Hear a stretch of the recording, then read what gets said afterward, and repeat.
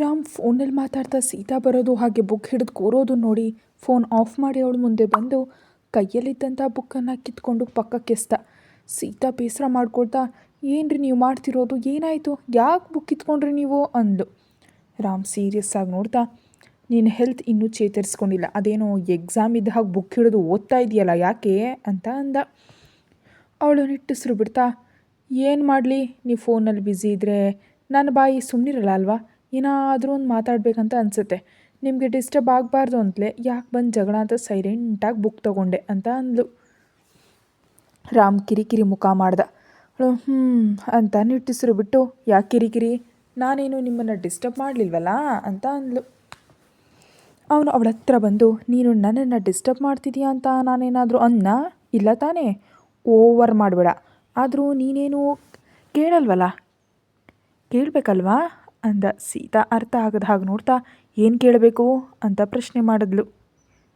ರಾಮ್ ತಡಬಡಾಯಿಸ್ತಾ, ಅದೇ ನೀನು ಕೇಳಬೇಕಲ್ವಾ, ಈ ಟೈಮ್ನಲ್ಲಿ ರೂಮ್ನಲ್ಲಿ ಇದ್ದೀರಲ್ಲ, ಏನು ನೀವೆಷ್ಟು ಬ್ಯುಸಿ ಅಲ್ವಾ, ಇಷ್ಟು ಸಿಂಪಲಾಗಿ ಮನೇಲಿದ್ದರೆ ಹೇಗೆ, ಆಫೀಸ್ಗೆ ಹೋಗೋ ಕೆಲಸ ಇಲ್ವಾ ಅಂತ ಅಂದ.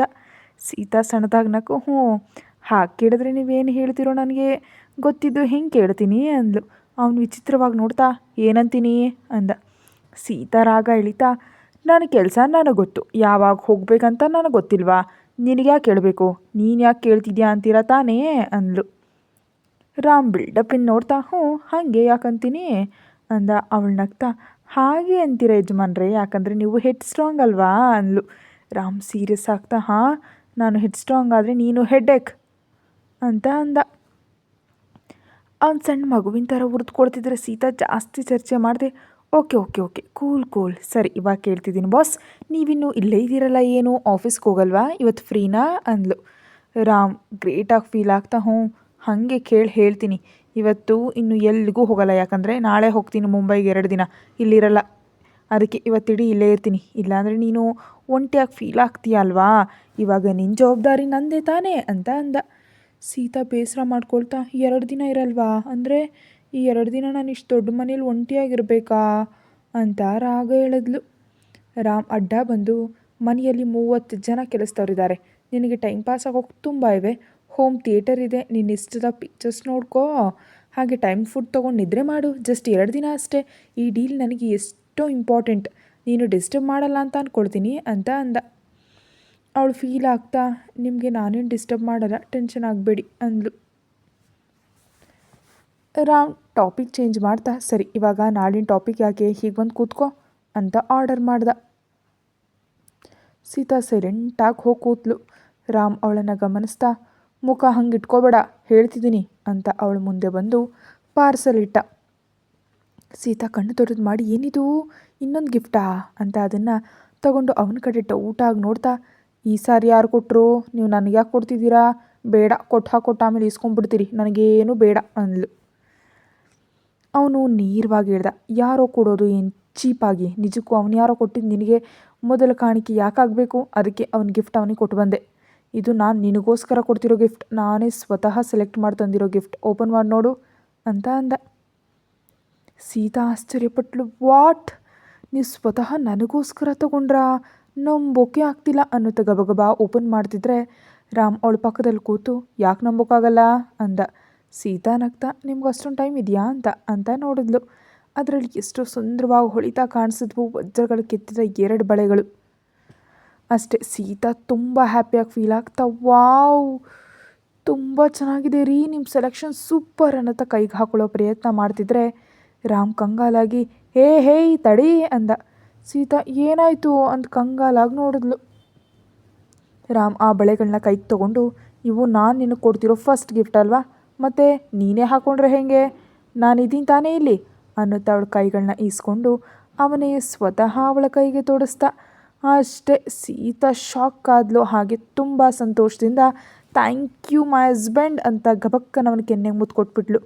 ಅಷ್ಟೇ, ರಾಮ್ ಮೈಂಡ್ ಬ್ಲಾಕ್ ಆಗೋಯ್ತು. ಅವಳ ಕಡೆ ನಂಬಲಾಗದಾಗ ನೋಡ್ತಿದ್ದ. ಸೀತಾ ತರಾತುರಿ ಮಾಡಿಬಿಟ್ಟೆ ಅಂತ ಕವರ್ ಮಾಡ್ಕೊಳ್ತಾ, ಏನಂಗೆ ನೋಡ್ತೀರಾ, ನೀವು ಬೆಲೆ ಬಾಳೋ ಕಾಣಿಕೆ ಕೊಟ್ಟಿದ್ರಿ ಅಂತ ಮುತ್ತು ಕೊಡಲಿಲ್ಲ, ನನಗೆ ಬೆಲೆ ಕೊಟ್ಟು ನಿಮ್ಮ ಅಹಂಕಾರ ಬಿಟ್ಟು ನನಗೋಸ್ಕರ ನೀವು ಬೆಲೆ ಬಾಳೋ ಟೈಮ್ ಕೊಟ್ಟಿದ್ದಕ್ಕೆ, ನಿಮ್ಮ ಕೈಯಾರೆ ನನಗಿಷ್ಟ ಸುಂದರವಾದ ಬಳೆಗಳನ್ನ ತೋರಿಸಿದ್ದಕ್ಕೆ ಸಂತೋಷವಾಗಿ ಮುತ್ತು ಕೊಡ್ಬೇಕು ಅನ್ನಿಸ್ತು, ಕೊಟ್ಟೆ ಅಷ್ಟೇ ಅದಕ್ಕಿಂತ ಹೆಚ್ಚಾಗಿ ನೀನಿಲ್ಲ ಅಂತ ಕವರ್ ಮಾಡಿಕೊಂಡ್ಳು. ರಾಮ್ ಇನ್ನೂ ಹಾಗೇ ನೋಡ್ತಾ ಇದ್ದರೆ ಸೀತಾ ಅಂತಂದಿದ್ದ ಪಾರ್ಸನಲ್ಲಿ ಇನ್ನೇನೋ ಇರೋ ಹಾಗೆ ನೋಡಿದ್ಲು. ಅದು ಒಂದು ಚೈನ್. ಸೀತಾಗೆ ಅರ್ಥ ಆಯಿತು, ರಾಮ್ ತನ್ನ ಕೊರಳಿನ ಸರವನ್ನು ಅವ್ರಿಗೆ ಕೊಟ್ಟಿದ್ದ ಅಲ್ವಾ. ಅವಳು ನಗ್ತಾ, ಇದರಲ್ಲಿ ಸರ ಇದೆ, ಇದು ಯಾರಿಗೆ, ನಿಮ್ಗೆ, ಹಾಗಿದ್ರೆ ಹಾಕೊಳ್ಳಿ ಅಂತ ತೆಗೆದ್ಲು. ರಾಮ್ ಸೀರಿಯಸ್ ಆಗ್ತಾ, ಹಲೋ, ಹಾಕೊಳ್ಳಿ, ಏನು ನೀನೇ ಹಾಕಬೇಕು, ಏನು ನಾನು ನಿನಗೆ ಬಳೆ ತೋರಿಸ್ತೆ ಅಲ್ವಾ ಅಂದ. ಅವಳು ಅನ್ನುತ್ತಾ ಸರವನ್ನು ಇಸ್ಕೊಂಡು ಅವನು ಕೊರಳಿಗೆ ಹಾಕ್ತಾ, ಈ ಸಾರಿ ಇದನ್ನು ತೆಗಿಬೇಡಿ, ನಾನು ತೆಗಿಯೋಗ್ಬಿಡಲ್ಲ ಅಂತ ಹುಕ್ಕನ್ನು ಹಲ್ಲಿನಿಂದ ಗಟ್ಟಿಯಾಗಿ ಒತ್ತಿ ಹೇಳಿದ್ಲು. ಆ ಸಮಯದಲ್ಲಿ ಅವಳ ಬೆಚ್ಚಗಿನ ಉಸಿರು ಅವನ ಕುತ್ತಿಗೆ ಭಾಗಕ್ಕೆ ತಗಲ್ತು. ರಾಮ್ಗೆ ಆ ಕ್ಷಣ ಏನಾಯಿತು ತಿಳಿಲಿಲ್ಲ. ಮೈಯೆಲ್ಲ ಜುಮ್ಮಂದಾಗಾಯಿತು. ಎಷ್ಟೋ ಕಷ್ಟದ ಮೇಲೆ ಕದಲಾಡದೆ ಕೂತಿದ್ದ. ಸೀತಾ ನಗ್ತಾ, ನೈಸ್ ಯಜಮಾನ್ರೆ, ನಿಮ್ಮ ಕೊರಳಿನಲ್ಲಿ ಸರ ತುಂಬ ಚೆನ್ನಾಗಿ ಕಾಣ್ತಿದೆ ಅಂತಿದ್ರೆ ಅವನು ಕದಲ್ದ. ಥ್ಯಾಂಕ್ಸ್ ಅಂತ ಅವನಿಗೆ ಇಷ್ಟವಾದ ಅವಳ ಕೆನ್ನೆ ಮೇಲೆ ಮುತ್ತಿಟ್ಟ. ಅಷ್ಟೇ. ಸೀತಾ ನಂಬಲಾಗದಾಗ ನೋಡ್ತಿದ್ದಾಳೆ. ಪಾಪ ಹುಡುಗಿ ಫುಲ್ ಶಾಕು. ರಾಮ್ ಸ್ಟೈಲಾಗಿ ನೋಡಿ, ನಿನ್ನ ಮುತ್ತು ನಿನಗೆ ಕೊಟ್ಬಿಟ್ಟೆ, ನನಗೇನು ಬೇಡ, ಇಲ್ಲಾಂದರೆ ಲೆಕ್ಕದಲ್ಲಿ ತಪ್ಪರುತ್ತೆ, ಏನಂತೀಯ? ಸರಿ, ನೀವಿನ್ನು ರೆಸ್ಟ್ ತಗೊಳ್ಳಿ, ನಂಗೆ ಸ್ವಲ್ಪ ಕೆಲಸ ಇದೆ ಅಂತ ಅಲ್ಲಿಂದ ಹೋಗಿ ಲ್ಯಾಪ್ಟಾಪ್ ಮುಂದೆ ಕೂತ. ಸೀತಾ ಅವನನ್ನು ಹೆಂಗೆ ಅರ್ಥ ಮಾಡ್ಕೋಬೇಕು ಅಂತ ತಿಳಿದೆ ರಾಮ್ ಕುಟುಂಬத்திನಿಂದ ತಾನು ಸ್ವಲ್ಪ ಮಟ್ಟಿಗೆ ಸಕ್ಸಸ್ ಆದೆ ಅಂದ್ಕೊಳ್ತಾ ಕೈ ಬೆಳೆಗಳ ಕಡೆ ಇಷ್ಟದಿಂದ ನೋಡ್ತಾ ನಿದ್ರೆ ಹೋದ್ಲು. ರಾಮ್ ಸ್ಟೈಲ್ ಹೊಡೆದಿದ್ರು. ಅವನಿಗೆ ಸೀತಾ ಕೊಟ್ಟ ಮುತ್ತು ಎಷ್ಟೋ ಇಷ್ಟ ಆಗಿತ್ತು, ತುಂಬ ಸಂತೋಷವಾಗಿತ್ತು. ಅಷ್ಟರಲ್ಲಿ ಸೀತಾ ಅವನ ಅಹಂಕಾರವನ್ನು ನೆನಪು ಮಾಡಿದ್ಲಲ್ವಾ, ಆ ಮಾತು ನೆನಪಿಗೆ ಬರತ್ಲೆ ಕೋಪದಿಂದ ನೋಡ್ತಾ ಅವಳು ನಿದ್ರೆ ಮಾಡ್ತಿದ್ದಾಳೆ ಅಂತ ನೋಡಿ ಸೈಲೆಂಟಾಗಿ ಪಕ್ಕದ ರೂಮಿಗೆ ಹೊಟ್ಟೋದ. ಇಲ್ಲಿ ಈ ಜೋಡಿ ಹೀಗಿದ್ರೆ ಅಲ್ಲಿ ಒಂದು ಮನೆಯಲ್ಲಿ ಬೇಸರದಿಂದ ಕೂತಿದ್ದ ವ್ಯಕ್ತಿ ಫೋನ್ ರಿಂಗ್ ಆಯಿತು. ಆ ವ್ಯಕ್ತಿ ಫೋನ್ ರಿಸೀವ್ ಮಾಡಿದ್ರು. ಆ ಕಡೆ ಅವರು ಏನು ಹೇಳಿದ್ರೋ ಏನೋ. ಅವರು ಆನಂದದಿಂದ, ನಿಜಾನಾ ರಾಮ್, ಮದುವೆ ಆಗಿದೆಯಾ? ಈ ಮದುವೆ ತುಳಸಿ ಮಾಡಿಸಿದ್ಲಾ? ತುಂಬ ಸಂತೋಷ, ನಾನು ತಕ್ಷಣ ಹುಡುಗಿ ನೋಡಬೇಕು, ಒಂದು ಸಾರಿ ಮಾತಾಡಬೇಕು ಅಂತ ಆಸೆಯಿಂದ ಅಲ್ಲಿಂದ ಹೊರಟರು. ರಾಮ್ ಮನೆಯಲ್ಲೇ ಇದ್ದು ತುಂಬ ಕೆಲಸ ನೋಡಿಕೊಂಡ. ಎಷ್ಟು ಸಮಯ ಆ ರೂಮ್ನಲ್ಲಿದ್ದನೋ ಗೊತ್ತಿಲ್ಲ. ಮುಖ್ಯವಾಗಿ ಒಬ್ಬ ವ್ಯಕ್ತಿಯ ಬಗ್ಗೆ ಇನ್ಫಾರ್ಮೇಷನನ್ನು ತಿಳ್ಕೊಳ್ಳೋ ಕೆಲಸದಲ್ಲಿ ಇದ್ದ. ಆ ಕಡೆ ವ್ಯಕ್ತಿ ಹೆಸರು ವಿಠಲ್ ರೇಚರ್. ಅವರು ಬಿಸ್ನೆಸ್ ರಂಗದಲ್ಲಿ ತುಂಬ ಚುರುಕಾಗಿ ಅತಿ ಕಡಿಮೆ ಸಮಯದಲ್ಲಿ ತನಗೆ ಪೈಪೋಟಿಯಾಗಿ ಬರ್ತಿದ್ದಾನೆ. ಎಲ್ಲಿಂದ ಬಂದೋ ವಿವರಗಳು ಏನೇನೋ ಗೊತ್ತಿಲ್ಲ, ಆದರೆ ಸಡನ್ನಾಗಿ ಟಾಪ್ ಬಿಸ್ನೆಸ್ ಮ್ಯಾನ್ ಲಿಸ್ಟ್ ಸೇರಿ ಹೋಗಿದ್ದಾನೆ. ಅದಕ್ಕೆ ರಾಮ್ ಅವನ ಮೇಲೆ ಫೋಕಸ್ ಇಟ್ಟಿದ್ದಾನೆ. ಆ ವಿಷಯದಲ್ಲಿ ತುಂಬ ಟೈಮ್ ಕಳೀತು. ಹಾಗೆ ನಾಳೆ ಮುಂಬೈನಲ್ಲಿ ಒಂದು ಕಂಪ್ನಿ ಜೊತೆ ನಡೆಯಲಿರೋ ಡೀಲ್ಗೋಸ್ಕರ ಫೈಲ್ ರೆಡಿ ಮಾಡ್ಕೊಳ್ತಾ ಇದ್ದುಬಿಟ್ಟ. ನೋಡ್ತಾ ರಾತ್ರಿ ಆಗೋಯ್ತು. ಅವನ ಫೋನ್ಗೆ ಸ್ವಲ್ಪವೂ ರೆಸ್ಟ್ ಇಲ್ಲ, ಮಾತಾಡತ್ಲೇ ಇದ್ದಾನೆ. ಅಷ್ಟಕ್ಕೆ ಅವನು ಆಫೀಸ್ನಲ್ಲಿ ಇರ್ಬೋದಿತ್ತು. ಏನೋ ಸೀತಾಗೋಸ್ಕರ ಮನೆಗೆ ಬಂದೆ ಅನ್ಸ್ಕೊಳ್ಳೋಕೆ ಒಂದು ರೂಮ್ನಲ್ಲಿ ಕೂತು ಬಿಸ್ನೆಸ್ ಕೆಲಸ ಮಾಡ್ತಿದ್ದಾನಷ್ಟೇ. ನಿದ್ರೆ ಮಾಡಿದ್ದ ಸೀತಾ ಸ್ವಲ್ಪ ಸಮಯದ ನಂತರ ಎದ್ಲು. ಹೊರಗೆ ಬಂದು ರಾಮ್ ಎಲ್ಲಿದ್ದಾನೆ ಅಂತ ಕೇಳಿ ತಿಳ್ಕೊಂಡ್ಳು. ವರ್ಕರ್ಸ್ ಹೇಳಿದ್ರು, ಬಾಸ್ ಆ ರೂಮ್ನಲ್ಲಿ ಇದೆ, ಸ್ವಲ್ಪ ಡಿಸ್ಟರ್ಬ್ ಮಾಡಬಾರ್ದು ಅಂತ. ಅಷ್ಟೇ. ಸೀತಾ ರೂಮಿಗೆ ಹೋಗೋ ಯೋಚನೆ ಬಿಟ್ಟು ಅವನಿಗೋಸ್ಕರ ನೈಟ್ ಡಿನ್ನರ್ ಪ್ರಿಪೇರ್ ಮಾಡಿಸ್ತಾ 2 ಸಾರಿ ಕಾಫಿ ಕಳಿಸಿದ್ಲು. ಗಾರ್ಡನ್ ಕಡೆ ಹೋಗಲ್ಲಿದ್ದ ಹೂವಿನ ಗಿಡಗಳನ್ನ ನೋಡ್ತಾ ಕಾಲ ಕಳೆದ್ಲು. ಹಾಗೆ ಮೀರಾಮದ ಜೊತೆ ಮಾತಾಡಿದ್ಲು. ತನ್ನ ಗಂಡ ಊರಿಗೆ ಹೋಗ್ತಿದ್ದಾರೆ ಅಂತ ಮಾತುಗಳಲ್ಲೇ ಹೇಳಿದ್ಲು. ಅವ್ರು ಕೇಳಿದ್ರು, ಒಂದು ಸಾರಿ ಇಲ್ಲಿಗೆ ಬರ್ಬೋದು ತಾನೇ, ನಮ್ಮವರೆಲ್ಲ ನಿನಗೋಸ್ಕರ ಕಾಯ್ತಿದ್ದಾರೆ ಅಂತ. ಸೀತಾ ಯೋಚನೆ ಮಾಡಿ, ಅವಕಾಶ ಇದ್ದರೆ ಬರ್ತೀನಿ ಮದರ್ ಅಂತ ಮಾತು ಕೊಟ್ಲು. ನೋಡ್ತಾ ಸಮಯ ಕಳೆದು ಹೋಯಿತು. ಡಿನ್ನರ್ ಟೈಮ್ ಆಯಿತು. ಇನ್ನು ಸಾಕು ಅನ್ನೋ ಹಾಗೆ ರಾಮ್ನನ್ನ ಕೆಲಸದಿಂದ ಹೊರ ಕರೆಯೋಕೆ ರೂಲ್ ಬ್ರೇಕ್ ಮಾಡ್ತಾ ರೂಮಿಗೆ ಹೋದ್ಲು. ರಾಮ್ ಸೀತಾ ಹೆಜ್ಜೆ ಸದ್ದು ಕೇಳ್ದ. ಅದರಿಂದ ಎಚ್ಚರಕ್ಕೆ ಬಂದವನ ಕೈಯಲ್ಲಿದ್ದ ಕಂಪ್ಯೂಟರ್ ಪಕ್ಕಕ್ಕಿಡ್ತಾ ಹಿಂದಕ್ಕೆ ತಿರುಗಿ ನೋಡ್ದ. ಅವಳು ಸ್ಟೈಲಾಗಿ ನಿಂತು ಕೈ ಕಟ್ಕೊಂಡು ಅವನ ಕಡೆ ನೋಡ್ತಾ ಇದ್ದಾಳೆ. ರಾಮ್ ವಾಚ್ ಕಡೆ ನೋಡಿ ಅವಳಿಗೆ ಏನೋ ಹೇಳ್ಬೇಕು ಅನ್ಕೊಂಡ. ಸೀತಾ ಬೇಸರ ಮಾಡ್ಕೊಳ್ತಾ, ಏನಿದು ಸರ್, ಟೈಮ್ ಎಷ್ಟಾಯಿತು? ನೀವು ಮನೆಗೆ ಬಂದಿದ್ದು ಯಾವುದಕ್ಕೆ? ನನ್ನ ನಿದ್ರೆ ಮಾಡೋಕೆ ಹೇಳಿ ನೀವಿಲ್ಲಿ ಕೂತು ಕೆಲಸ ಮಾಡ್ಕೊಳ್ಳೋದಕ್ಕಾ? ಬನ್ನಿ ಲಂಚ್ ಟೈಮ್ ಹೋಗಿ, ಇವಾಗ ಡಿನ್ನರ್ ಟೈಮ್ ಆಯಿತು, ಇನ್ನು ಇವಾಗ ಯಾವ ಕೆಲಸನೂ ಮಾಡಬಾರ್ದು ಅಂತ ಅಂದ್ಲು. ಅವಳು ಹಾಗೆ ಕೇಳ್ತಿದ್ದೆ. ರಾಮ್ ಎದ್ದು ನಿಂತು ಅವಳ ಕಡೆ ಕೋಪದಿಂದ ನೋಡ್ತಾ, ನನ್ನ ವಿಷಯ ಇರಲಿ, ನೀನು ಯಾಕೆ ಈ ರೂಮಿಗೆ ಬಂದೆ? ನಿನಗೆ ಯಾರು ಹೇಳಲಿಲ್ವಾ ನಾನು ಇಲ್ಲಿದ್ದರೆ ಡಿಸ್ಟರ್ಬ್ ಮಾಡಬಾರ್ದಂತ ಅಂತ ಅಂದ. ಅವಳು ರಾಗ ಎಳಿತಾ, ಹೇಳಿದ್ರು ಬಿಡಿ, ಅದಕ್ಕೆ ಇಷ್ಟುವರೆಗೆ ವೆಯ್ಟ್ ಮಾಡಿದೆ, ಇನ್ನು ನನ್ನ ಕೈಲಾಗಿಲ್ಲ, ಅದಕ್ಕೆ ಬಂದೆ, ಇಲ್ಲಾಂದರೆ ನಾಳೆ ಬೆಳಗ್ಗಿನವರೆಗೂ ಇಲ್ಲೇ ಇದ್ದುಬಿಡ್ತೀರಿ, ಅದಕ್ಕೆ ನಡೆಯಲ್ಲ. ಆದರೂ ಈ ಮನೆಯಲ್ಲಿ ರಾಣಿ ಥರ ಇರಬೇಕಂದ್ರೆ ತಾನೇ, ಮತ್ತೆ ಈ ರಾಣಿ ಎಲ್ಲಿಗಾದರೂ ಯಾವಾಗಲಾದರೂ ಹೋಗ್ತಾಳೆ ಅಂತ ಅಂದ್ಲು. ರಾಮ್ ತಲೆ ಹಿಡ್ಕೊಂಡು, ಅಬ್ಬಾ ಎಂಥ ವಾಯ್ಸು, ರೂಮ್ನಲ್ಲಿ ರೀಸೌಂಡ್ ಬರ್ತಿದೆ, ಸರಿ ಬರ್ತೀನಿ ಹೋಗು 10 ಮಿನಿಟ್ಸ್ ಅಂತಿದ್ರೆ ಜಾಸ್ತಿ ಹೊತ್ತು ಜಗಳ ಮಾಡಿದ್ರೆ ಹೊಡಿತಾನೆ ಅನ್ನೋ ಡೌಟ್ ಬಂದು ಕವರ್ ಮಾಡ್ಕೊಳ್ತಾ ಓಕೆ ಓಕೆ ಬೇಗ ಬನ್ನಿ, ನಾನು ಡಿನ್ನರ್ ಟೇಬಲ್ ರೆಡಿ ಮಾಡ್ತೀನಿ ಅಂತ ಹೊರಟೋದ್ಲು.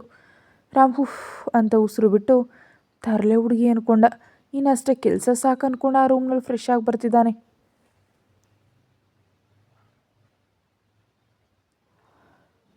ಡೈನಿಂಗ್ ಟೇಬಲ್ ಹತ್ರ ಫುಡ್ ಐಟಮ್ಸ್ ಜೋಡಿಸ್ತಾ ಮೇಲಿನ ಫ್ಲೋರ್ನಲ್ಲಿರೋ ರಾಮ್ಗೋಸ್ಕರ ಕಾಯ್ತಿದ್ದಾಳೆ. ಅಷ್ಟರಲ್ಲಿ ಯಾರೋ ಗಡಿಬಿಡಿಯಿಂದ ಒಳಗೆ ಬಂದು ಅಮ್ಮ ನೀನೇನ ನಮ್ಮವನು ಹೆಂಡ್ತಿ ಅಂತ ಕರೆದ್ರು. ಸೀತಾ ಬಂದ ವ್ಯಕ್ತಿ ಕಡೆ ಆಶ್ಚರ್ಯವಾಗಿ ನೀವ್ಯಾರು ಅನ್ನೋವಾಗ ನೋಡ್ತಿದ್ರು. ಅವ್ರು ಸೀತಾ ಹತ್ರ ಬಂದು ಆಹಾ ಬಂಗಾರದ ಗೊಂಬೆ ಥರ ಇದೆಯಲ್ಲಮ್ಮ, ತುಳಸಿ ಅವನಿಗೋಸ್ಕರ ಸುಂದರವಾದ ಬಂಗಾರದ ಬೊಂಬೆ ಅಂತಂದಿದ್ದಾಳ, ತುಂಬ ಚೆನ್ನಾಗಿದೆಯಾ, ನನ್ನ ದೃಷ್ಟಿನೇ ತಗಲತ್ತೆ ನಿಂಗೆ ತಾಯಿ. ಎಷ್ಟು ಪ್ರೀತಿಯಿಂದ ಸೀತಾಳಕ್ಕೆ ಏನು ಮುಟ್ತಾ ಗಬಗಬಾ ತನ್ನ ಜೊತೆ ಬಂದಿದ್ದು ವರ್ಕರ್ ಕರೆ ನೋಡಿದ್ರು. ಆ ವರ್ಕರ್ ಸೀರೆ ಒಡವೆಗಳಿರೋ ತಟ್ಟೆನ ಅವ್ರ ಕೈ ಕೊಟ್ಟ. ಆ ವ್ಯಕ್ತಿ ಸಂತೋಷದಿಂದ ಸೀತಾ ಕೈ ಕೊಡ್ತಾ ತಗೋ ಬಂಗಾರ, ನನ್ನ ನಿನ್ನ ತಂದೆ ಅನ್ಕೋ, ತಗೋ ಇದು ನಿನ್ನ ತವರಿಗೆ ಸಂಬಂಧಿಸಿದಂಥ ಉಡುಗೊರೆ ಅಂತ ತುಂಬ ಅಭಿಮಾನದಿಂದ ಕೊಡ್ತಿದ್ರೆ ಸೀತಾ ಗೊಂದಲ. ಆದರೂ ಆ ವ್ಯಕ್ತಿ ಮಾತುಗಳಲ್ಲಿ ಎಷ್ಟೋ ಅಭಿಮಾನ ಕಾಣಿಸೋದಕ್ಕೆ ಆ ಪ್ರಯತ್ನವಾಗ ಆ ಸೀರೆ ನಿಸ್ಕೊಳಕ್ಕೆ ಹೋದ್ಲು. ಅಷ್ಟೇ ಅಲ್ಲಿಗೆ ಬಂದ ರಾಮ್ ಆ ದೃಶ್ಯ ನೋಡಿ ಕೋಪದಿಂದ ಏಯ್ ನಿಲ್ಲೋ ಅಂದ. ಅವಳು ಹಿಂದಕ್ಕೆ ತಿರುಗಿ ನೋಡಿದ್ಲು. ರಾಮ್ ಕೋಪದಿಂದ ಅವಳ ಹತ್ರ ಬಂದು ಏನಿದು ಮ್ಯಾನೇಜ್ ಇಲ್ಲದೆ ಮನೆಗೆ ಬಂದು ಯಾರು ಏನು ಕೊಟ್ಟರು ಇಸ್ಕೊಳ್ಳೋದೇನಾ, ಬುದ್ಧಿ ಇಲ್ವಾ ನಿನಗೆ ಅಂದ. ಸೀತಾ ರಾಮ್ ಮಾತಿಗೆ ಫೀಲ್ ಆಗ್ತಾ ಅದೆಲ್ಲ ರೀ ಅಂತ ಏನೋ ಹೇಳೋಕೆ ಅಂತ ಹೋದ್ಲು. ಆದರೆ ರಾಮ್ ಮಾತ್ರ ಇನ್ನೂ ಸೀರಿಯಸ್ ಆಗ್ತಾ ಬಾಯಿ ಮುಚ್ಚು, ಇನ್ನೇನು ಮಾತಾಡಬೇಡ, ಹೋಗೊಳಗೆ ಅಂತ ತುಂಬ ಆವೇಶದಿಂದ ಮಾತಾಡ್ದ. ಅಷ್ಟೇ ಸೀತಾ ಕಣ್ಣೀರು ಹಾಕ್ತಾ ಗಬಗಬಾ ಅಂತ ಅಲ್ಲಿಂದ ಒಳಗೆ ಹೊರಟೋದ್ಲು. ಬಂದ ವ್ಯಕ್ತಿ ಬೇಸರ ಪಡ್ತಾ ರಾಮ್ ಏನಿದು ಅಂತಿದ್ದಾರೆ. ರಾಮ್ ಬೇಸರದಿಂದ ಅವ್ರ ಕಡೆ ನೋಡ್ತಾ ನಿಂತಿದ್ದಾನೆ.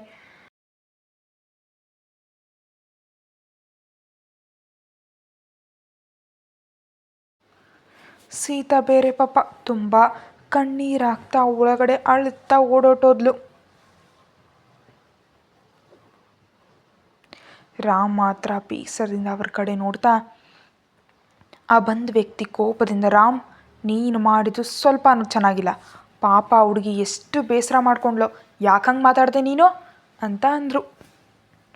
ರಾಮ್ ತಾನು ಮಾಡಿದ ತಪ್ಪನ್ನು ಗಮನಿಸ್ಕೊಂಡು ಸ್ವಲ್ಪ ಕಂಟ್ರೋಲ್ ಆದಾದರೆ ಏನೂ ಮಾತಾಡಲಿಲ್ಲ. ಆ ಕಡೆ ವ್ಯಕ್ತಿ ಇನ್ನಷ್ಟು ಮುಂದೆ ಬಂದು ರಾಮ್ ಹತ್ರ ತನಗೆ ಹಕ್ಕಿರೋ ಹಾಗೆ ಮಾತಾಡ್ತಿದ್ದಾರೆ. ರಾಮ್ ಇದೇನೂ ಚೆನ್ನಾಗಿಲ್ಲ, ಅವಳು ನೆನೆ ಹೆಂಡ್ತಿ, ಅವಳಿಗೆ ನಾನು ಸ್ಯಾರಿ ಕೊಟ್ಟರೆ ತಪ್ಪೇನು, ಯಾಕೆ ಅವಳನ್ನ ಹರ್ಟ್ ಮಾಡಿದೆ ಅಂದರು. ಅಷ್ಟಕ್ಕೆ ರಾಮ್ಗೆ ತಾಳ್ಮೆ ಮುಗಿದ ಹಾಗೆ ಮಾತಾಡ್ದ. ನಿಜಕ್ಕೂ ನೀವ್ಯಾಕೆ ಬಂದ್ರಿ ಇಲ್ಲಿಗೆ, ಅವಳಿಗೆ ನೀವು ಸ್ಯಾರಿ ಕೊಡಬೇಕಾದ ಅಗತ್ಯ ಇಲ್ಲ, ಅದಕ್ಕೆ ನನಗೆ ಕೋಪ ಬಂದಿದ್ದು. ಪ್ಲೀಸ್ ಅಂಕಲ್ ದಯವಿಟ್ಟು ನೀವು ಇಲ್ಲಿಗೆ ಬರಬೇಡಿ, ನಮ್ಮ ಜೊತೆ ಮಾತಾಡೋ ಪ್ರಯತ್ನ ಮಾಡಲೇಬೇಡಿ. ಈಗಾಗಲೇ ತುಂಬ ನಡೆದಿದೆ, ತುಂಬ ಸಾರಿ ಅತ್ತೆ ನನ್ನ ಮೇಲೆ ಕೋಪದಿಂದ ಕಿರ್ಚಾಡಿದಾರು ಕೂಡ. ನನ್ನನ್ನು ಎಷ್ಟೋ ಪ್ರೀತಿಯಿಂದ ಬೆಳೆಸಿದ ಅತ್ತೆ ನನ್ನ ಮೇಲೆ ಕೋಪ ತೋರಿಸೋ ಕಾರಣ ನೀವೇ, ಇವಾಗ ನನ್ನ ಹೆಂಡತಿ ಮೇಲೆ ನಾನು ಕಿರ್ಚಾಡೋ ಕಾರಣ ನೀವೇ. ಯಾಕೆ ಅಂಕಲ್ ಬೇಡ ಅಂದರೂ ನಮ್ಮ ಜೊತೆ ಪರಿಚಯ, ಈ ರಿಲೇಷನ್ ಅವಶ್ಯಕನ ನಿಮಗೆ ಅಂತ ಅಂದ. ಆ ಕಡೆ ವ್ಯಕ್ತಿ ಬೇಸರ ಪಡ್ತಾ ಅಂತಿದ್ದಾರೆ. ಯಾಕೆ ಅಂತ ನಿನಗೆ ಗೊತ್ತಿಲ್ವಾ ರಾಮ್, ನನಗೆ ಅನುಬಂಧ ಇದೆ ನಿಮ್ಮ ಜೊತೆ. ನಿಮ್ಮ ಅತ್ತೆ ನಿನ್ನ ಬೆಳೆಸಿದ್ಲು, ನಿನ್ನ ಹೆತ್ತದ್ದು ಯಾರಾದರೂ ಅವಳು ಬೆಳೆಸಿದ ಬುದ್ಧಿಗಳು ನಿಂಗೆ ಚೆನ್ನಾಗಿ ಬಂದಿದೆ. ಮುಖದ ಮೇಲೆ ಕಿರ್ಚಾಡೋದು, ಆ ಕಡೆ ಅವ್ರ ಮನಸ್ಸು ಮುಖ ಆಗುವಾಗ ಮಾತಾಡೋದು, ಕೋಪ, ಅಸಹನೆ, ಮೊಂಡುತನ, ಇವೆಲ್ಲ ಅವಳು ನಿನಗೆ ಕಲಿಸಿದ ಅಭ್ಯಾಸಗಳು. ಆದರೆ ಇವುಗಳಿಂದ ಏನನ್ನು ಸಾಧಿಸೋದಕ್ಕಾಗಲ್ಲ. ನಮ್ಮದು ಅಂದ್ಕೊಂಡಿದ್ದೆಲ್ಲ ದೂರ ಆಗೋದು ಬಿಟ್ಟರೆ ಜೀವನದಲ್ಲಿ ಒಂಟಿಯಾಗಿರಬೇಕಾಗತ್ತೆ. ನಿನ್ನ ಬಿಹೇವಿಯರ್ ಚೇಂಜ್ ಮಾಡ್ಕೊ ಅಂತ ತುಂಬ ಸಾರಿ ಹೇಳಿದ್ದೀನಿ. ಬಿಸ್ನೆಸ್ ವಿಷಯಗಳಲ್ಲಿ ನಿನ್ನ ಮೊಂಡುತನ ನಿನಗೆ ಲಾಭ ತಂದಿರಬಹುದು, ಆದರೆ ನಿನ್ನ ಲೈಫ್ ಪಾರ್ಟ್ನರ್ ಹತ್ರ ಹಾಗೆ ಮಾತಾಡೋದು, ಕಠೋರವಾಗಿ ಬಿಹೇವ್ ಮಾಡೋದ್ರಿಂದ ನಷ್ಟ ಪಡ್ತೀಯ, ಅರ್ಥ ಮಾಡ್ಕೋ ಅಂತ ಅಂದರು. ರಾಮ್ ಇನ್ನಷ್ಟು ಸೀರಿಯಸ್ ಆಗ್ತಾ ಇದನ್ನು ಹೇಳೋಕೆ ಇಲ್ಲಿಗೆ ಬಂದ್ರ, ಇಷ್ಟವರೆಗೆ ನಾವು ಚೆನ್ನಾಗೇ ಇದ್ವಿ, ಇನ್ನು ಸ್ವಲ್ಪ ಹೊತ್ತಿನಲ್ಲಿ ಡಿನ್ನರ್ ಕೂಡ ಮಾಡ್ತಿದ್ವಿ, ಅದೆಲ್ಲ ಹಾಳು ಮಾಡಿದ್ದು ನೀವೇ ಅಂತ ಅಂದ. ರಾಮ್ ನೀನು ಯಾರ ಜೊತೆ ಮಾತಾಡ್ತಿದ್ಯಾ ಗೊತ್ತು ತಾನೇ, ನನ್ನ ಜೊತೆನಾ ನೀನು ಹೀಗೆ ಮಾತಾಡ್ತಿರೋದು? ನಿನಗೆ ಒಳ್ಳೆಯದು ಕೆಟ್ಟದ್ದು ಹೇಳೋ ಅಧಿಕಾರ ನನಗಿಲ್ಲ ಅಂತೀಯಾ? ನಾನೇನಾದರೂ ನಿನ್ನ ಹೆಂಡತಿ ಹತ್ರ ಹಾಗೆ ಮಾತಾಡೋಳು ಅಂತ ಹೇಳಿದ್ನಾ? ಇಲ್ಲಿಗೆ ಎಷ್ಟೋ ಸಂತೋಷದಿಂದ ಬಂದೆ, ನೀನು ಮದುವೆ ಆಗಿದೆ, ಹೆಂಡತಿ ಜೊತೆ ಸಂತೋಷವಾಗಿದೆಯಾ ಅಂತ ನೋಡಿ ಹೋಗೋಣ ಅಂತ ಬಂದೆ. ನೀವು ಮಧ್ಯೆ ಜಗಳ ತರೋಕೆ ಬರಲಿಲ್ಲ, ಇಲ್ಲಿರೋಕೆ ಬರಲಿಲ್ಲ, ಆದರೆ ನನಗೆ ಸಂತೋಷದ ಬದಲು ಬೇಸರ ಉಳೀತು. ನನ್ನ ಕಾರಣದಿಂದ ನಿನ್ನ ಹೆಂಡತಿ ಬೇಸರ ಮಾಡಿಕೊಂಡ್ಲು ಅಂತಿದ್ಯಾ? I am sorry mister Ram ಅಂತ ಅವ್ರು ಬೇಸರ ಪಡ್ತಿದ್ರೆ ರಾಮ್ ತಡಬಡಾಯಿಸ್ತಾ ಸಾರಿ ಅಂಕಲ್, ನಿಮ್ಮನ್ನು ಹರ್ಟ್ ಮಾಡಿದರೆ ನೀವು ನನ್ನನ್ನು ಏನು ಬೇಕಾದರೂ ಅನ್ಬಹುದು, ನನ್ನ ಮೇಲೆ ನಿಮ್ಗೆ ಹಕ್ಕಿದೆ, ನಾನು ಇಲ್ಲ ಅನ್ನಲ್ಲ, ನೀವೇ ಹೇಳಿದ್ರೆ ತಾನೇ ನಂಗೆ ಸರಿಯಾಗಿ ಮಾತಾಡೋಕೆ ಬರಲ್ಲ ಅಂತ. ನಾನೊಬ್ಬ ಈಡಿಯಟ್. ಅದಕ್ಕೆ ತುಂಬ ಕಾಲದಿಂದ ಗೊತ್ತಿರೋ ನಿಮಗೆ ನನ್ನ ಮಾತುಗಳು ಬೇಸರ ತರಿಸಿದ್ರೆ ಮನೆಗೆ ಬಂದು 4 ದಿನ ಕೂಡ ಆಗೋದು ಹುಡುಗಿಗೆ ಏನು ಅರ್ಥ ಆಗುತ್ತೆ? ನಿಜಕ್ಕೂ ನನ್ನ ಕೋಪಕ್ಕೆ ಕಾರಣ ಬೇರೆ. ಅದು ಹಿಂಗೆ ಪ್ರೆಸೆಂಟ್ ಮಾಡಬೇಕಂತ ಗೊತ್ತಾಗದೆ ಕಿರ್ಚಾಡಿದೆ. ರಿಯಲಿ ಸಾರಿ ಅಂತ ಅಂದ. ಅವ್ರು ಕಂಟ್ರೋಲ್ ಆದರು. ರಾಮ್ ಪುಚ್ಚದ ಮೇಲೆ ಕೈ ಇಟ್ಟು, ಸರಿಯಪ್ಪ, ನಮ್ಮ ಗತಕಾಲ ಹುಡುಗಿ ಮೇಲೆ ಪ್ರಭಾವ ಬೀರಬಾರ್ದು. ನಾನು ಹೊರಡ್ತೀನಿ. ಆ ಸ್ಯಾರಿನ ಮಾತ್ರ ಇಲ್ಲೇ ಬಿಟ್ಟು ಹೋಗ್ತೀನಿ. ದಯವಿಟ್ಟು ಇಲ್ಲ ಅನ್ಬೇಡ. ಮಕ್ಕಳಿಲ್ಲದ ನನಗೆ ನೀನು ಹೆಂಡತಿ ಮಗಳು ಅಂದ್ಕೊಳ್ತೀನಿ. ಇಲ್ಲಿ ಜಾಸ್ತಿ ಹೊತ್ತಿರಲು ಬಿಡಲ್ಲ. ಆದರೆ ಹೋಗೋ ಮುನ್ನ ಒಂದು ಮಾತು ಹೇಳ್ತೀನಿ. ಯಾವಾಗ ನೀನು ಆ ಹುಡುಗಿ ಕೊರಳಿಗೆ ತಾಳಿ ಕಟ್ಟಿದ್ಯೋ ಅವಳು ನಿನ್ನವಳು. ಅವಳ ಜವಾಬ್ದಾರಿ ಪೂರ್ತಿಯಾಗಿ ನಿಂದು. ಅವಳ ಕಷ್ಟ ಸುಖ ಸಂತೋಷ ಎಲ್ಲ ನಿನ್ನ ಕೈಯಲ್ಲಿದೆ. ಯಾರ ಕಾರಣದಿಂದ ಆದರೂ ಅವಳು ಬೇಸರ ಪಟ್ಟರೆ ಅವಳ ಕಣ್ಣೀರು ನೀನು ಒರೆಸ್ಬೇಕು. ಆದರೆ ಅವಳ ಕಣ್ಣೀರಿಗೆ ನೀನೇ ಕಾರಣ ಆದರೆ ನಿಮ್ಮ ಮದುವೆಗೆ ಅರ್ಥನೇ ಇಲ್ಲ ರಾಮ್. ಹುಡುಗಿ ತುಂಬ ಸುಂದರವಾಗಿದ್ದಾಳೆ. ನೋಡಿದ್ರೆ ಎಷ್ಟು ಒಳ್ಳೆಯ ಥರ ಕಾಣಿಸ್ತಿದ್ದಾಳೆ. ಬಂಗಾರದ ಬೊಂಬೆಯನ್ನು ಹೆಂಡತಿಯಾಗಿ ಮಾಡ್ಕೊಂಡಿದ್ಯಾ. ಭದ್ರವಾಗಿ ನೋಡ್ಕೊ. ನೀವಿಬ್ಬರು ಯಾವಾಗಲೂ ಸಂತೋಷವಾಗಿ ಬಾಳಬೇಕು. ಮಕ್ಕಳು ಮರಿಗಳ ಜೊತೆ 100 ವರ್ಷ ಹಾಯಾಗಿ ಬದುಕಬೇಕು. ಈ ಹಠಗಳಿಂದ ಜೀವನದಲ್ಲಿ ಕಂದಕ ಸೃಷ್ಟಿಸ್ಕೊಂಡು ನಮ್ಮಂಥವ್ರನ್ನ ದೃಷ್ಟಿಯಲ್ಲಿಟ್ಕೊಂಡು ನೀನು ಹುಡುಗಿ ಜೊತೆ ನಡ್ಕೊ. ಯಾವತ್ತೂ ಅವಳ ಮನಸ್ಸು ನೋಯಿಸ್ಬೇಡ. ಇನ್ನು ನಾನು ಹೊರಡ್ತೀನಪ್ಪ ಅಂತ ಆ ಬಂದ ವ್ಯಕ್ತಿ ಹೊರಡ್ತಿದ್ರೆ ರಾಮ್ ಬೇಸರಪಟ್ಟ. ಅಂಕಲ್ ನಿಲ್ಲಿ ಅಂತ ಅವ್ರ ಕೈ ಹಿಡ್ಕೊಂಡು, ಸಾರಿ ಅಂಕಲ್, ನನ್ನ ಕೋಪ ನಿಮ್ಮ ಬೇಸರ ತರಿಸ್ತು, ಕ್ಷಮಿಸಿ. ನಾಳೆ ಮುಂಬೈಗೆ ಹೋಗ್ತಿದ್ದೀನಿ. 2 ದಿನದಲ್ಲಿ ತಿರುಗಿ ಬರ್ತೀನಿ. ಬಂದಮೇಲೆ ನಿಮ್ಮ ಜೊತೆ ಮಾತಾಡ್ತೀನಿ. ಹಾಗೆ ನನ್ನ ಹೆಂಡತಿ ಜೊತೆ ನೀವು ಮಾತಾಡೋ ಒಟ್ಟಿಗೆ ಊಟ ಮಾಡೋಕೆ ಅರೇಂಜ್ಮೆಂಟ್ಸ್ ಮಾಡ್ತೀನಿ. ಇವಾಗ ಅವಳು ಊಟ ಮಾಡ್ತಾಳೇನೋ ನಂಬಿಕೆ ನನಗಿಲ್ಲ, ಅದಕ್ಕೆ ಅಂತ ಅಂದ. ಅವನ ಸಂದೇಹ ಏನಂತ ಅರ್ಥವಾದ. ವ್ಯಕ್ತಿ ಸಣ್ಣದಾಗಿ ನಕ್ಕು, ಈ ಮಾತ್ರ ಅರ್ಥ ಮಾಡ್ಕೊಂಡ್ರೆ ಸಾಕು. ವಿವಾಹ ಬಂಧನ ಕಾಲಕ್ಕೂ ಒಟ್ಟಿಯಾಗಿರುತ್ತೆ. ಹೋಗು. ಹುಡುಗಿ ಬೇಸರ ಮಾಡ್ಕೊಂಡಿದ್ದಾಳೆ. ಸಮಾಧಾನ ಮಾಡಿ ಇಬ್ಬರು ಊಟ ಮಾಡಿ. ಇಂಥ ಅವಮಾನಗಳು ನನಗೇನು ಹೊಸ್ತಲ್ವಲ್ಲ. ಆದರೂ ನಾನು ಊಟ ಆಲ್ರೆಡಿ ಮಾಡಿದ್ದೀನಿ. ನನಗೆ ಮಾತು ಕೊಟ್ಟಿದ್ಯಾ ಮುಂಬೈನಿಂದ ಬಂದಮೇಲೆ ಆ ಹುಡುಗಿ ಜೊತೆ ನೀನು ನಮ್ಮ ಮನೆಗೆ ಬರಬೇಕು, ಬರ್ತೀಯಾ ತಾನೇ ಅಂದರು. ರಾಮ್ ಹ್ಞೂ ಅಂತ ಹೇಳಿಲ್ಲ. ಆದರೆ ಅವ್ರು ಹಾಗೆ ಹೇಳಿದ ಮೇಲೆ ಇಲ್ಲ ಅನ್ನೋಕ್ಕಾಗದೆ ಓಕೆ ಅಂತ ತಲೆ ಆಡಿಸ್ತಾ ಅವ್ರು ಸಂತೋಷದಿಂದ ಹೊರಟು ಹೋದರು. ನಾನು ಸ್ವಲ್ಪ ಕೋಪ ಕಂಟ್ರೋಲ್ ಮಾಡ್ಕೊಂಡಿದ್ದೆ, ಚೆನ್ನಾಗಿರ್ತಿತ್ತು. ಜಾಸ್ತಿ ತರಾತುರಿ ಮಾಡಿದೆ. ನಾನು ಕಿರ್ಚಾಡೋಷ್ಟರಲ್ಲಿ ಅಳ್ತಾ ಓಟ್ ಹೋದ್ಲು. ನಂಗೆ ನಿಜವಾಗಿಯೂ ಕೋಪ ಜಾಸ್ತಿ. ಇವಾಗ ಏನಪ್ಪ ಮಾಡಬೇಕು ಅಂತ ಯೋಚಿಸ್ತಾ ಸೀತಾ ಇರೋ ರೂಮ್ ಕಡೆ ನಡೆದ ರಾಮ್. ಸಮಾಧಾನ ಮಾಡೋದು ಈಗ ನಡೆಯುತ್ತೆ ನೋಡಿ. ರಾಮ್ ಸೀತಾ ಇರೋ ರೂಮಿಗೆ ಬಂದ. ಅಲ್ಲಿ ಸೀತಾ ಕಣ್ಣೀರು ಹಾಕ್ತಾ ಇದ್ದಾಳೆ. ಅದನ್ನು ನೋಡಿ ಅವನಿಗೆ ತುಂಬ ಕಷ್ಟ ಅನ್ನಿಸ್ತು. ತನ್ನ ಈ ಎಡವಟ್ಟಿಗೆ ಫೀಲ್ ಆಗ್ತಾ ಅವಳಿಗೆ ಗೊತ್ತಾಗುವಾಗ ಗಂಟ್ಲು ಸರಿ ಮಾಡ್ಕೊಳ್ಳೋ ಥರ ಸಣ್ಣದಾಗಿ ಕೆಮ್ದ. ಸೀತಾ ಗಾಬರಿ ಮಿದ್ದು ಮುಖ ಪಕ್ಕಕ್ಕೆ ತಿರುಗಿಸ್ಕೊಂಡು ಕಣ್ಣೀರನ್ನು ಒರೆಸ್ಕೊಂಡ್ಳು. ರಾಮ್, ಏನಮ್ಮ ಇಲ್ಲಿ ಕೂತಿದ್ಯಾ? ಡಿನ್ನರ್ ಮಾಡಬೇಕಲ್ವ, ಲೇಟ್ ಆಗುತ್ತೆ. ನಾಳೆ ನಾನು ಮುಂಬೈಗೆ ಹೋಗ್ಬೇಕು ಗೊತ್ತಾನೆ, ಬಾ ಬೇಗ ಅಂತ ಆರ್ಡರ್ ಮಾಡ್ದ. ಸೀತಾ ಸೈಲೆಂಟ್ ಆಗಿದ್ದಾಳೆ. ಅವನ ಕಡೆ ನೋಡದೆ ಕೂತಿದ್ದಾಳೆ. ಅವನು ಕಿರಿಕಿರಿ ಪಡ್ತಾ, ಏನು ಕೇಳಿಸ್ತಿಲ್ವಾ, ಕರಿತಿರೋದು ನಿನ್ನನ್ನೇ ಅಂದ. ಅವನ ಮಾತುಗಳನ್ನ ಕೇಳ್ತಿದ್ರೆ ಸೀತಾಗೆ ಎಲ್ಲಿಲ್ಲದ ಕೋಪ ಬರ್ತಿದೆ. ಎಷ್ಟೋ ಕಷ್ಟದ ಮೇಲೆ ಕಂಟ್ರೋಲ್ ಮಾಡ್ಕೊಳ್ತಾ ಸೈಲೆಂಟ್ ಆಗಿದ್ದಾಳೆ. ಈ ಸಾರಿ ರಾಮ್ ಇನ್ನಷ್ಟು ಮುಂದೆ ಹೋಗಿ, ಹೇಯ್ ನಿನಗೇನಾದರೂ ಕಿವುಡ, ಕರೀತಿದ್ದೀನಿ ತಾನೇ, ಯಾಕೆ ಮಾತಾಡಲ್ಲ, ಮಾತಾಡು ಅಂದ. ಅಷ್ಟೇ, ಆ ಮಾತಿಗೋಸ್ಕರವೇ ಕಾಯ್ತಿತ್ತು. ಸೀತಾ ಸಿಡ್ದು ಹೇಳ್ತಾ, ಹಾಂ ನಿಮ್ಮ ಆಜ್ಞೆಗೋಸ್ಕರ ಕಾಯ್ತಿದ್ದೆ ಮಹಾನುಭಾವ. ಆರ್ಡರ್ ಮಾಡಿದ್ರಲ್ಲ, ಬಾಯಿ ಮುಚ್ಕೋ ಒಳಗೆ ಹೋಗು ಅಂತ, ಅದನ್ನು ತಾನೇ ನಾನು ಮಾಡ್ತಿರೋದು. ಇವಾಗೇನು ನಾನೇನು ತಪ್ಪು ಮಾಡ್ದಾಗ ಕಿರ್ಚಾಡ್ತಿದ್ದೀರಿ? ನಿಮಗೆ ಡಿನ್ನರ್ ಮಾಡಬೇಕು ಅಂತ ಅಂತಿದ್ರೆ ಮಾಡಿ, ಇಲ್ಲಾಂದರೆ ಬಿಡಿ, ನನಗೇನು ಬೇಡ. ಆ ದೊಡ್ಡವ್ರ ಮುಂದೆ ನೀವು ಮಾಡಿದ ಮರ್ಯಾದೆಗೆ ಹೊಟ್ಟೆ ತುಂಬ ಹೋಯಿತು ನನಗೆ ಅಂತ ಅಲ್ಲಿಂದ ಹೊರಗೆ ಹೋಗ್ತಿದ್ದಾಳೆ. ರಾಮ್ ಅವಳು ಹೋಗ್ತಿದ್ರೆ ಕೈ ಹಿಡಿದು ತನ್ನ ಕಡೆ ಎಳ್ಕೊಂಡ. ಸೀತಾ ವೇಗವಾಗಿ ಹೋಗಿ ಅವನ ಮೇಲೆ ಬಿದ್ದಲು. ಅಷ್ಟೇ, ರಾಮ್ ಸೀರಿಯಸ್ ಆಗಿ ಸೀತಾಳನ್ನ ಸುತ್ತ ಹಿಡ್ಕೊಂಡು ಅಂತಿದ್ದಾನೆ, ಏನು ಸೊಕ್ಕ, ನಾನು ಡಿನ್ನರ್ಗೆ ಕರೆದ್ರೆ ಬರಲ್ಲ ಅಂತೀಯ ಏನು? ಹೇಳ್ದೆ ತಾನೇ ನಾಳೆ ನಾನು ಮುಂಬೈಗೆ ಹೋಗ್ಬೇಕಂತ. ನನಗೆ ಹೆಡ್ಡೇಕ್ ಜಾಸ್ತಿ ಮಾಡಿದೆ, ಬಾ ನನ್ನ ಜೊತೆ ಅಂತ ಅಂದ. ಅವಳು ಅವನ ಕಡೆ ಕೋಪದಿಂದ ನೋಡ್ತಾ, ಯಾಕೆ ಬರಬೇಕು? ನಾನೊಬ್ಬ ಹುಚ್ಚಿಡ್ದವಳನ್ನು ಹಾಗೆ ಯಾರು ಏನು ಕೊಟ್ಟರು ಇಸ್ಕೋತಾಳೆ ಅಂತ ದುರಾಸೆ ಇರೋಳಾಗಿ ನೋಡಿಕೊಂಡು ನನಗೆ ಮ್ಯಾನಸ್ ಇಲ್ಲ ಅಂದ್ರಲ್ಲ, ಇವಾಗ ಯಾಕೆ? ಹ್ಞೂ, ಎಷ್ಟು ಚೀಪಾಗಿ ಮಾತಾಡಿದ್ರಿ ನೀವು. ನಾನೇನು ಅಷ್ಟೊಂದು ಅತಿ ಆಸೆ ಪಡೋಳಲ್ಲ. ದೊಡ್ಡವ್ರು ನಂಗೆ ತಂದೆ ಥರ ಅಂದ ತಕ್ಷಣ ಎಲ್ಲಾದರೂ ಬೇಸರ ಪಡ್ತಾರೋ ಏನೋ ಅಂತ ಕೊಟ್ಟಿದ್ದೀನಿ ಈಸ್ಕೊಳ್ಳೋ ಪ್ರಯತ್ನ ಮಾಡಿದೆ. ಅದಕ್ಕೆ ನನಗೆ ಮ್ಯಾನಸ್ ಇಲ್ವಾ? ನಿಮ್ಮ ಹೆಂಡತಿ ಮರ್ಯಾದೆ ನೀವೇ ಕಾಪಾಡದಿದ್ರೆ ಹೇಗೆ ಅಂತ ಅಂದ್ಲು. ರಾಮಳು ಕಣ್ಣುಗಳನ್ನ ನೇರವಾಗಿ ನೋಡ್ತಾ, ಸರಿ ತಪ್ಪಾಯಿತು, ನಾನು ಹಾಗೆ ಮಾತಾಡಬಾರ್ದಿತ್ತು, ಸಾರಿ, ನಾನು ಹಾಗೆ ಕಿರ್ಚಾಡಬಾರ್ದಿತ್ತು. ಏನು ಮಾಡಲಿ, ಕೋಪ ಬಂದುಬಿಡ್ತು. ಅದಕ್ಕೆ ಏನೋ ಬಾಯಿಗೆ ಬಂದಾಗ ಮಾತಾಡಿಬಿಟ್ಟೆ. ಸಾರಿ ಅಂತಿದ್ದೀನಿ ತಾನೇ, ಇನ್ನು ಬಿಟ್ಬಿಡು. ನಿನಗೇನು ಅತಿ ಆಸೆ ಇಲ್ಲ ಅಂತ ನಾನೇನು ಅನ್ನಲಿಲ್ಲ. ಆ ಬಂದವ್ರು ನೀನು ನಿಜವಾಗಿಯೂ ತಂದೆ ಥರಾನೇ. ಆದರೂ ಅವ್ರ ಜೊತೆ ನೀನು ಮಾತಾಡೋದು ನನಗೆ ಇಷ್ಟ ಆಗಲಿಲ್ಲ. ಅದಕ್ಕೆ ಆವೇಶ ಪಟ್ಬಿಟ್ಟೆ. ಇವಾಗ ಸಾರಿ ಅಂತಿದ್ದೀನಿ ತಾನೇ, ಇನ್ನು ಸಾಕು ಅಂತಿದ್ರೆ ಸೀತಾ ಅವನಾಗ ಸಾರಿ ಹೇಳ್ತಿರೋದಕ್ಕೆ ಆಶ್ಚರ್ಯವಾಗಿ ನೋಡ್ತಾ, ತಂದೆ ಥರ ಆದರೆ ನಿಮ್ಗೆ ಯಾಕೆ ಕೋಪ ಬರುತ್ತೆ? ಅವ್ರು ಯಾರು ಅಂತ ಕೇಳಿದ್ಲು. ರಾಮ್ ಸೀರಿಯಸ್ ಆಗ್ತಾ, ನೀನು ಈ ಮಾತು ಕೇಳ್ತೀಯ ಅಂತ ಅವ್ರ ಜೊತೆ ನಿನ್ನ ನೋಡಿ ಕಿರ್ಚಾಡಿದ್ದು. ಇವಾಗೇನು ಕೇಳಬೇಡ, ಟೈಮ್ ತೊಗೊಳುತ್ತೆ ಅದೆಲ್ಲ ಹೇಳೋಕ್ಕೆ. ಇವಾಗ ಫಸ್ಟ್ ಡಿನ್ನರ್ ಮಾಡಬೇಕು, ಬೇಗ ನಿದ್ರೆ ಮಾಡಬೇಕು. ನಾಳೆ 9ಕ್ಕೆ ಫ್ಲೈಟ್ ಇದೆ, ಹೋಗೋಣವಾ ಅಂತ ಅವಳನ್ನ ಇನ್ನೂ ಹಾಗೆ ಹಿಡ್ಕೊಂಡೇ ಕೇಳ್ದ. ಸೀತಾ ಬೇಸರ ಮಾಡ್ಕೊಳ್ತಾ ಅವನಿಂದ ಬಿಡಿಸ್ಕೊಂಡು, ಹಾಗಿದ್ರೆ ಇವಾಗ ಏನು ಹೇಳಲ್ಲ ಅಷ್ಟೇ ತಾನೇ, ಹೆಡ್ ಸ್ಟ್ರಾಂಗ್ ಅಲ್ವಾ, ಹಾಗೆ ಆನ್ಸರ್ ಕೊಡ್ತೀರಿ, ಏನು ಮಾಡ್ತೀನಿ, ತಪ್ಪಲ್ಲ ತಾನೇ, ಬನ್ನಿ ಹೋಗೋಣ, ನನಗೆ ತುಂಬ ಹಸಿವಾಗ್ತಿದೆ ಅಂತ ಮುಂದೆ ನಡೆದ್ರೆ ರಾಮ್ ಉಫ್ ಅಂತ ಉಸಿರು ಬಿಟ್ಟು ಅವಳು ಹಿಂದೆ ನಡೆದ. ಪ್ರಸ್ತುತ ಇಬ್ಬರು ಸೈಲೆಂಟಾಗಿ ಡಿನ್ನರ್ ಮಾಡಿದ್ರು. ಸೀತಾ ಡಿನ್ನರ್ ಮುಗಿಸಿ ತನ್ನ ರೂಮಿಗೆ ಅನ್ನೋ ಹಾಗೆ ಹೋಗ್ತಿದ್ರೆ ರಾಮ್ ಹೇಯ್ ನಿಲ್ಲೋ ಅಂದ. ಅವಳು ಇನ್ನೇನು ಅನ್ನೋ ಹಾಗೆ ಹಿಂದಕ್ಕೆ ತಿರುಗಿ ನೋಡಿದ್ಲು. ಅವನ ಕೈಯಲ್ಲಿ ಅದು ಡೋರ್ ಕೊಟ್ಟು ಹೋಗಿದ್ದ ಸ್ಯಾರಿ ಇತ್ತು. ಅದನ್ನು ನೋಡಿ ಸೀತಾ ಮೂತಿ ಮುಡಿಸ್ಕೊಂಡು ಮುಖ ತಿರುಗಿಸಿದ್ಲು.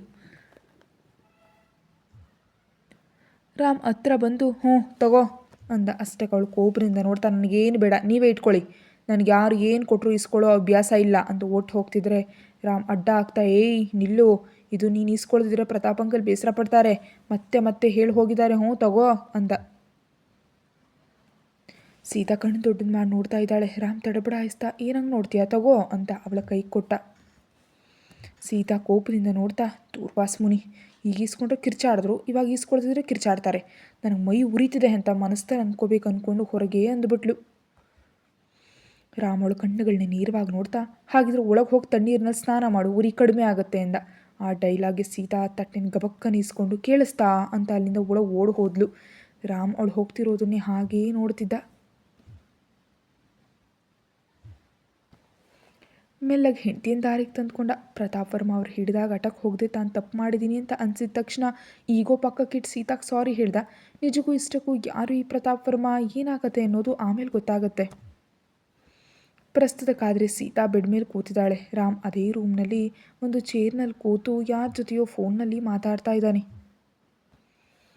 ಟೈಮ್ 12 ದಾಟ್ತು, ಇನ್ನೂ ಅವ್ನು ನಿದ್ರೆ ಮಾಡಿಲ್ಲ. ಸೀತಾ ಕೂಡ ತುಂಬ ಡೌಟ್ಸ್ ಇಟ್ಕೊಂಡಿದ್ದಾಳೆ ಮನಸ್ಸಿನಲ್ಲಿ. ಯಾರೋ ಪ್ರತಾಪ್ ಅವ್ರ ಮನೆಗೆ ಯಾಕೆ ಬಂದರು, ನನ್ನ ನೋಡಿ ತುಂಬ ಎಮೋಷ್ನಲ್ ಆದರು, ಈ ಹೆಡ್ ಸ್ಟ್ರಾಂಗ್ ಅವ್ರನ್ನ ನೋಡಿ ಕಿರ್ಚಾಡಿದ್ರು, ಆಮೇಲೆ ಕೂಲಾಗಿ ತನಗಿರೋ ಟನ್ಗಟ್ಟಲೆ ಈಗೋ ಪಕ್ಕಕ್ಕಿಟ್ಟು ಸಾರಿ ಕೂಡ ಕೇಳಿಬಿಟ್ರು. ನಿಜಕ್ಕೂ ಈ ಮನೆಯಲ್ಲಿ ಏನು ನಡೀತಿದೆ ಅಂತ ಯೋಚಿಸ್ತಿದ್ರೆ ರಾಮ್ ಬೆಡ್ ಹತ್ರ ಬಂದು, ಏನು ನಿನ್ನ ಯಾರು ಜಾಗರಣೆ ಮಾಡೋಕೆ ಹೇಳಿದ್ದು, ಇನ್ನೂ ನಿದ್ರೆ ಮಾಡಲಿಲ್ವಾ, ಟೈಮ್ ಎಷ್ಟಾಯ್ತು ನೋಡು ಅಂದ. ಅವಳು ಗಾಬರಿ ಬಿದ್ದು, ನನ್ನ ವಿಷಯ ಇರಲಿ ಬಿಡಿ, ನೀವು ಮಲಗಲ್ವಾ, ನಾಳೆ ಪ್ರಯಾಣ ಇದೆ ತಾನೇ, ಮಲಗಿ ಅಂತ ಅವಳು ಬೆಡ್ ಮೇಲೆ ಹೊರಗದ್ಲು. ಏನೂ ನೆನಪಾದ ಹಾಗೆ, ಯಜಮಾನ್ರೆ ನಿಮಗೊಂದು ಅಪ್ಲಿಕೇಶನ್ ಅಂದ್ಲು. ರಾಮ್ ಏನೋ ಅಂದ.